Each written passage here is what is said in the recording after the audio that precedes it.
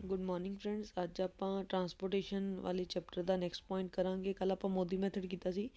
ਅੱਜ ਆਪਾਂ ਮੈਕਸਿਮਾਈਜੇਸ਼ਨ of profit method ਕਰਾਂਗੇ, same as with the assignment method.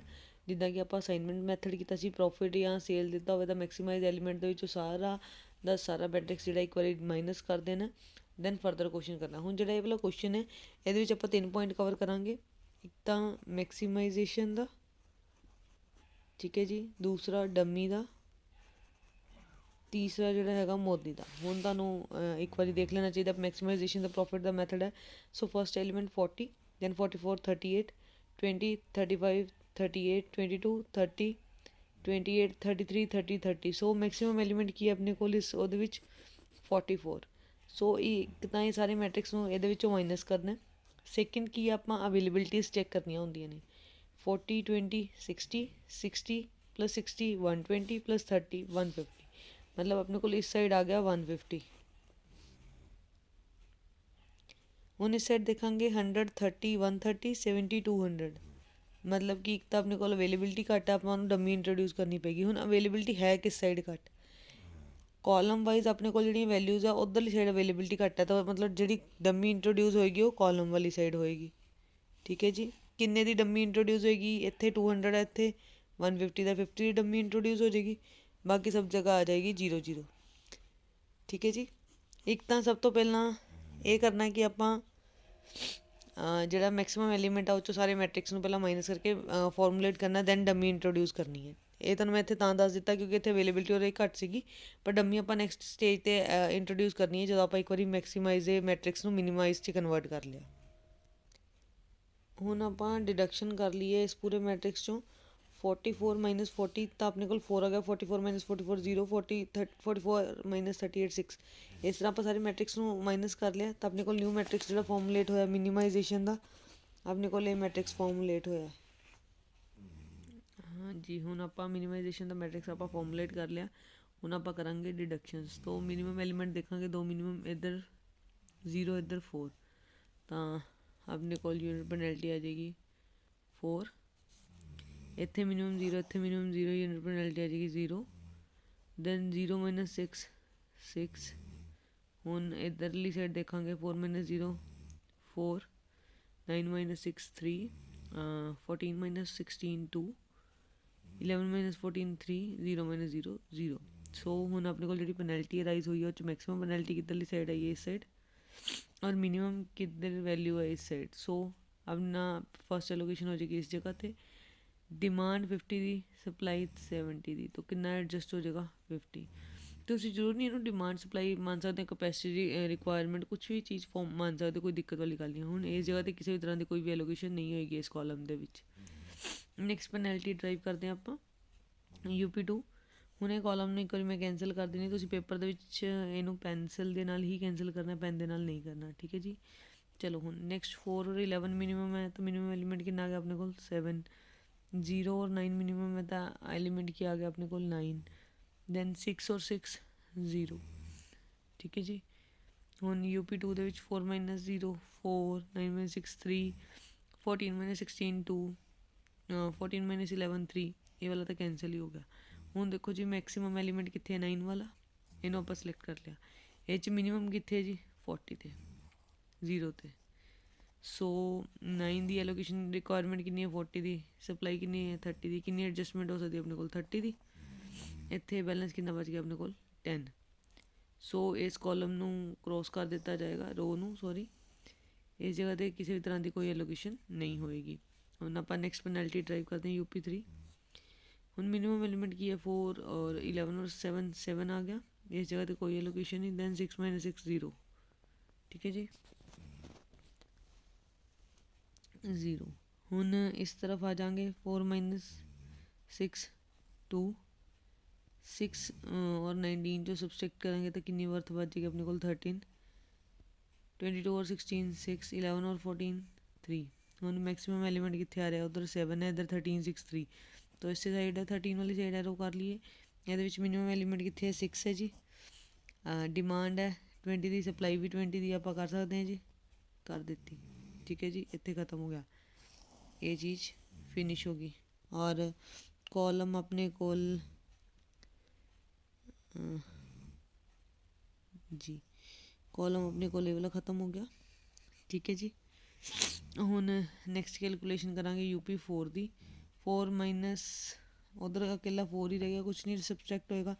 ਇੱਥੇ ਨਿਲ ਹੋ ਗਿਆ, ਦੈਨ 22 ਆ ਗਿਆ, ਦੈਨ 11। ਠੀਕ ਹੈ ਜੀ, ਨਿਲ ਇੱਧਰਲੀ ਸਾਈਡ ਆ ਦੇਖ ਲੈਂਦੇ ਆਪਾਂ। 4 ਔਰ 11 ਚੋਂ ਕੀਤਾ ਜੀ 7 ਆ ਗਿਆ। ਠੀਕ ਹੈ ਜੀ, ਤਾਂ ਮੈਕਸਿਮਮ ਐਲੀਮੈਂਟ ਕਿੱਥੇ 22 ਵਾਲੀ ਸਾਈਡ, ਅਤੇ ਇੱਥੇ ਐਲੋਕੇਸ਼ਨ ਕਿੱਥੇ ਹੋਏਗੀ 20 'ਤੇ ਹੀ ਹੋਏਗੀ। ਕਿੰਨਾ ਐਲੋਕੇਟ ਕਰ ਸਕਦੇ ਆਪਾਂ 60 ਕਰ ਸਕਦੇ ਹਾਂ। ਸਪਲਾਈ ਕਿੰਨੇ ਦੀ 100 ਦੀ, ਤਾਂ ਆਪਾਂ 60 ਕਰ ਸਕਦੇ ਹਾਂ। ਠੀਕ ਹੈ ਜੀ, ਇਹ ਕਾਲਮ ਖਤਮ ਹੋ ਗਿਆ। ਹੁਣ ਮੈਨੂੰ ਨਹੀਂ ਲੱਗਦਾ ਕਿ ਤੁਹਾਨੂੰ ਦੁਬਾਰਾ ਕੈਲਕੂਲੇਸ਼ਨਸ ਕਰਨ ਦੀ ਲੋੜ ਆ, ਆਪਾਂ ਡਾਇਰੈਕਟਲੀ ਪੁੱਟ ਕਰ ਸਕਦੇ ਹਾਂ ਐਂਟਰੀਜ਼। ਡਾਇਰੈਕਟਲੀ ਕਿੱਦਾਂ ਕਰ ਸਕਦੇ ਹਾਂ, ਦੇਖੋ ਜੀ ਇੱਥੇ ਰਹਿ ਗਿਆ 10, ਰਿਮੇਨਿੰਗ ਇਹਨੂੰ 10 ਐਲੋਕੇਟ ਕਰ ਦਿਓ, ਇਹ ਵਾਲਾ ਫਿਨਿਸ਼ ਹੋ ਜਾਏਗਾ। ਠੀਕ ਹੈ ਜੀ, ਇੱਧਰ ਫਿਨਿਸ਼ ਹੋ ਗਿਆ। ਇੱਧਰ ਆਪਣੇ ਕੋਲ 30 ਹੈ, ਇੱਥੇ ਆਪਣੇ ਕੋਲ ਕਿੰਨਾ ਰਹਿ ਜਾਏਗਾ 60 ਐਲੋਕੇਟ ਕਰਨ ਤੋਂ ਬਾਅਦ 40 ਰਹਿ ਜਾਏਗਾ। 40 ਜੋ 10 ਐਲੋਕੇਟ ਕਰਤੇ ਆਪਣੇ ਕੋਲ ਕਿੰਨਾ ਰਹਿ ਜਾਏਗਾ 30। ਸੋ ਇੱਧਰ 30 ਇੱਧਰ 30, ਤਾਂ ਹੋ ਜਾਏਗੀ ਐਲੋਕੇਸ਼ਨ। ਹਾਂਜੀ, ਇੱਥੇ ਹੋ ਜਾਏਗੀ ਤੁਹਾਡੀ ਐਲੋਕੇਸ਼ਨ 30 ਦੀ। ਠੀਕ ਹੈ ਜੀ, ਹੁਣ ਤੁਹਾਡੀ ਪ੍ਰੋਪਰ ਇਹ ਤੁਹਾਡੀ ਆ ਗਈ ਜਿਹੜੇ ਮੋਦੀ ਮੈਥਡ ਲਈ ਤੁਹਾਡੇ ਆਕੂਪਾਈਡ ਸੈੱਲ ਆ ਗਏ ਨੇ।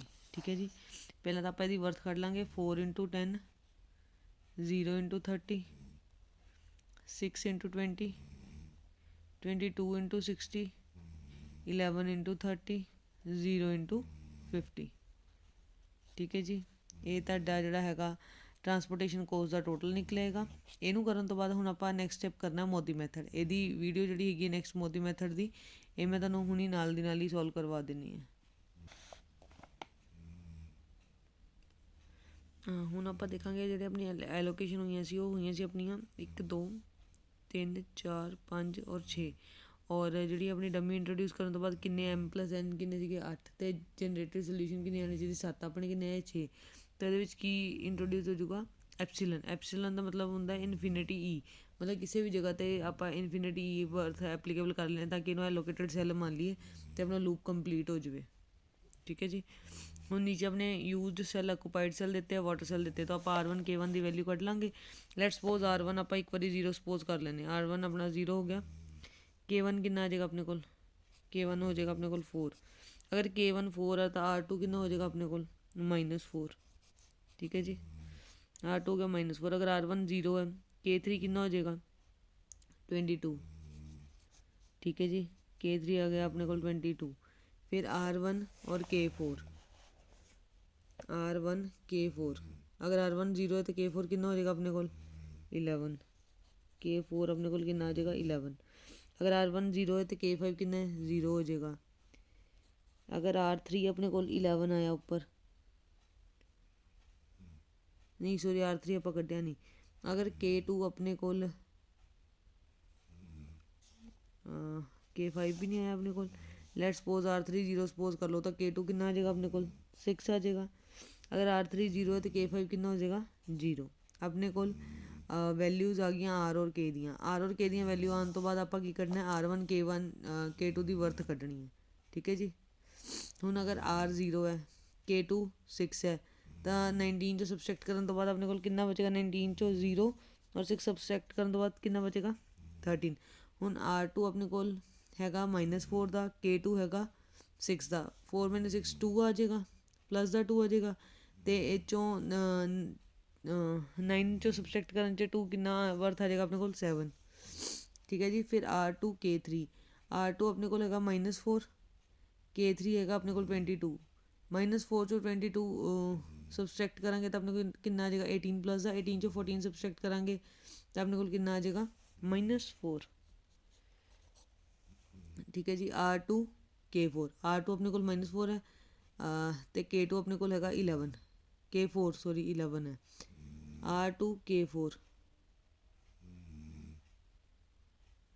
14 ਮਾਈਨਸ ਉੱਧਰ ਚੱਲ ਜਾਏਗਾ ਤਾਂ ਪਲੱਸ ਦਾ ਹੋ ਜਾਏਗਾ 18। 18 - 11 ਦਾ ਕਿੰਨਾ ਬਚ ਜਾਏਗਾ ਆਪਣੇ ਕੋਲ ਆਂਸਰ 7।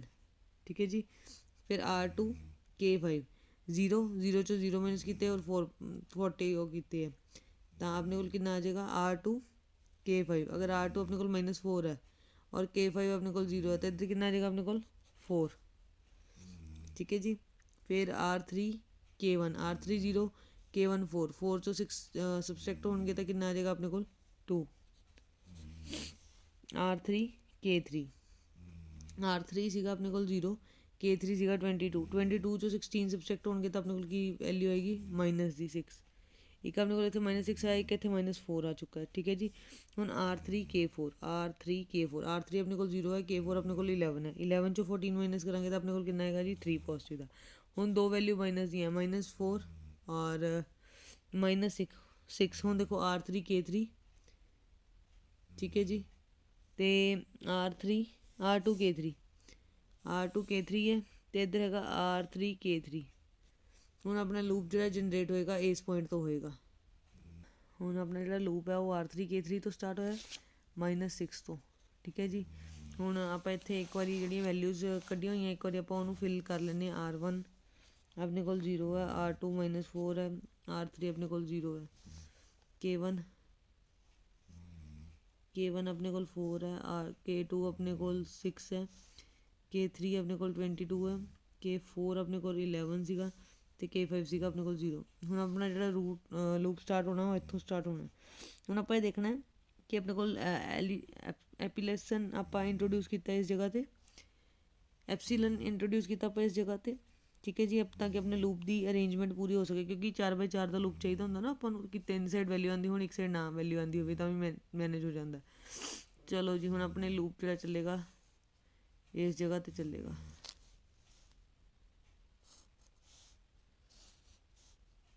ਠੀਕ ਹੈ ਜੀ। ਆਹ 4 ਦਾ ਲੂਪ ਕਵਰ ਹੋਏਗਾ। ਹੁਣ ਜਿੱਥੋਂ ਲੂਪ ਸਟਾਰਟ ਹੁੰਦਾ ਉੱਥੇ ਹੁੰਦਾ ਪਲੱਸ ਦਾ, ਉਸ ਤੋਂ ਬਾਅਦ ਮਾਈਨਸ, ਫਿਰ ਪਲੱਸ, ਫਿਰ ਮਾਈਨਸ, ਠੀਕ ਹੈ ਜੀ, ਮਾਈਨਸ ਪਲੱਸ ਮਾਈਨਸ, ਠੀਕ ਹੈ ਜੀ, ਮਾਈਨਸ ਪਲੱਸ, ਇਹ ਲੂਪ ਚੱਲੇਗਾ। ਹੁਣ ਜਿੱਥੇ ਪਲੱਸ ਦੀ ਵੈਲਿਊ ਉੱਥੇ ਪਲੱਸ ਕਰ ਦੇਣਾ, ਜਿੱਥੇ ਮਾਈਨਸ ਆਇਆ ਉੱਥੇ ਮਾਈਨਸ ਕਰਕੇ ਨਿਊ ਲੂਪ ਜਨਰੇਟ ਕਰ ਲੈਣਾ ਹੈ ਜੀ। ਨਿਊ ਜਿਹੜਾ ਵੈਲਿਊਜ਼ ਡਰਾਈਵ ਹੋਈਆਂ ਮੈਟ੍ਰਿਕਸ ਦੀਆਂ ਇਹ ਹੋਈਆਂ, ਅਤੇ ਪਲੱਸ ਮਾਈਨਸ ਕਰਕੇ ਵੈਲਿਊਜ਼ ਚੇਂਜ ਹੋ ਗਈਆਂ। ਹੁਣ ਨੈਕਸਟ ਟਾਈਮ ਫਿਰ ਆਪਾਂ ਐਲੋਕੇਸ਼ਨ ਕਰਾਂਗੇ। ਇੱਕ ਵਾਰੀ ਮੈਂ ਤੁਹਾਨੂੰ ਵਾਟਰ ਸੈਲ ਆਕੂਪਾਈਡ ਸੈਲ ਕੱਢਣੇ ਸਿਖਾ ਦਿੱਤੇ, ਨੈਕਸਟ ਤੁਸੀਂ ਖੁਦ ਕਰ ਲਓਗੇ। ਮੈਂ ਤੁਹਾਨੂੰ ਵਾਟਰ ਸੈਲ ਦੀ ਵੈਲਿਊ ਦੱਸ ਦਿੱਤੀ, ਇੱਥੇ -4 ਆ ਰਿਹਾ, -4 ਕਿੱਥੇ ਆ ਰਿਹਾ R2 K3 ਤੋਂ।